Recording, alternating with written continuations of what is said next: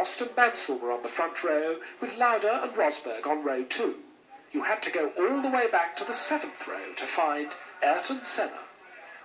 So Austria was my worst position on the grid, 14th on the grid. Big accident at the start, several cars stole. Ferrari had a crash on the back of Helio, Fabi stole as well, and then Berger finally hit them from the back. I managed to escape from the accident, but the organizers stopped the race at the end of the first lap with no really reason, because the track was clear, mainly was clear, and they could have had continued the race and cleared it properly in another lap.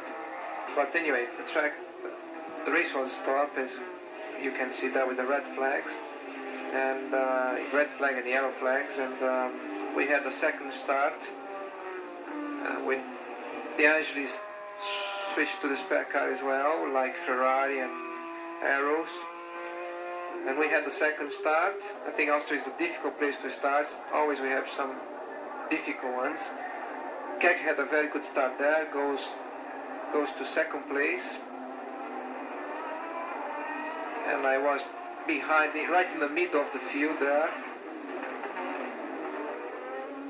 Then we see Keck putting a lot of pressure early in the race on Prost, but the McLarens were so strong in that meeting, they were just impossible to be caught. It was a very hard race for the equipment, so many cars dropped through the event, and the main thing was to keep going healthy, strong, but not overdoing, otherwise the engine or anything would give up. So I stay in my place for several laps, waiting to all the situations settle down. There we see Rosberg slowing down for an engine problem. So Lauda, who was third, got up to second place behind Prost. The McLarens were just going away completely from the rest. There was a good fight between Piquet, Helio and Mansell, and then Fabi, Warwick and myself.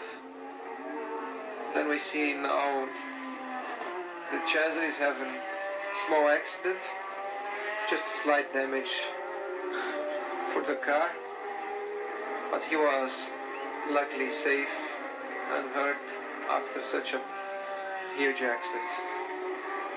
And one of the reasons for so many rows that he had was that the night before was raining heavily, and outside the asphalt over the grass the track was all very soft with a lot of water, so as soon he left the track, the asphalt, the car just started to clip, and he had 4 or 5 rolls, and was a huge accident. He was lucky to escape unhurt. For a TV view, no doubt was a excitement view. Not so much for the driver, for sure. So straight after we had Prost coming for tires. It was a very good pit stop. Quick tire change, the team did a good job there. And Prost was strong all the way through, right from the green light to the checkered flag.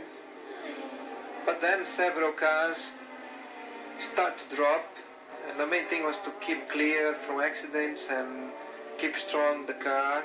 Mansell then stopped for engine problem, then Piquet suddenly after with I think exhaust problem, and I was then third on the race. But then Lauda had a smoke from his engine, he stopped with engine trouble as well, so automatically I found myself in second place. And by that time Prost was uncatchable, so nothing to do about, but the Ferrari was putting the pressure on myself from behind. Arboreto was coming very strong, so I had to push a bit to keep the pace and make sure I would have still my second place by the end of the race. But it was very good to finish after a lot of races with no finishes. There in the fourth gear corner Up Hill, Tambay had the engine blow and spun on his own oil, but no accidents. And as I was saying, it was good to finish another Grand Prix after Portugal. I didn't finish any other Grand Prix, so that was my second finish in the year, and in the rostrum again. Prost first, and I just managed to come second with the Ferrari coming very strong from behind, but with a way to still third. And then obviously we had to enjoy it on the rostrum, making the best of it with the champagne. A nice trophy for Prost there, and with a lot of Italians there still cheering up the Ferrari. Prost is still won. Now we'll see some fun with the champagne, especially with the cameraman, in a few seconds. Just giving him some taste as well. Now things